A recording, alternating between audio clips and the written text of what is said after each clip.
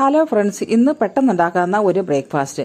കുറച്ച് ഗോതമ്പ് മാവും കുറച്ച് തേങ്ങയും ജീരകവും ഉപ്പും കൂടെ വെള്ളം ഒഴിച്ച് കുഴച്ചിട്ട് വാഴയിലയിൽ എണ്ണ തേച്ചിട്ട് ഇതുപോലെ പരത്തിയെടുക്കുക. ചപ്പാത്തിയുടെ മാവ് പോലെ ഒരുപാട് കുഴച്ച് മയപ്പെടുത്തരുത്. എന്നിട്ട് വാഴയില ചൂടുള്ള ദോശക്കല്ലിൽ ഇങ്ങനെ ഇട്ട് കൊടുക്കുക. വെറും വാഴയിലല്ല കേട്ടോ, അതിൻ്റെ അടിയിൽ മാവുണ്ടേ.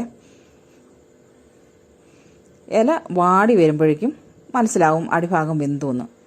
ഇല ഇങ്ങനെ പതുക്കെ എടുത്തു മാറ്റുക, എന്നിട്ട് തിരിച്ചിടുക. തിരിച്ച് മറിച്ചിട്ട് ഒന്ന് ചൂടാക്കണം. ഇത് പെട്ടെന്നുണ്ടാക്കാവുന്നതാണ്, ഒരുപാട് നേരം കുഴച്ച് വെച്ചേക്കണമെന്ന് ആവശ്യമില്ല, പെട്ടെന്നുണ്ടാക്കാം. എന്ത് കറിയുടെ കൂടെയും കഴിക്കാം. ഇവിടെ ഞങ്ങൾ ബീഫ് കറിയും കൂട്ടിയാണ് കഴിക്കാൻ പോകുന്നത്. ഉള്ളിക്കറിയോ ഉരുളൻകിഴങ്ങ് കറിയോ എന്ത് കറി വേണമെങ്കിലും, മീൻ കറിയോ ഒക്കെ ഇതിൻ്റെ കൂടെ ഉപയോഗിക്കാം. അപ്പോൾ വീഡിയോ ഇഷ്ടമായാൽ ലൈക്ക് ചെയ്യുക, ഷെയർ ചെയ്യുക, സബ്സ്ക്രൈബ് ചെയ്യുക. താങ്ക്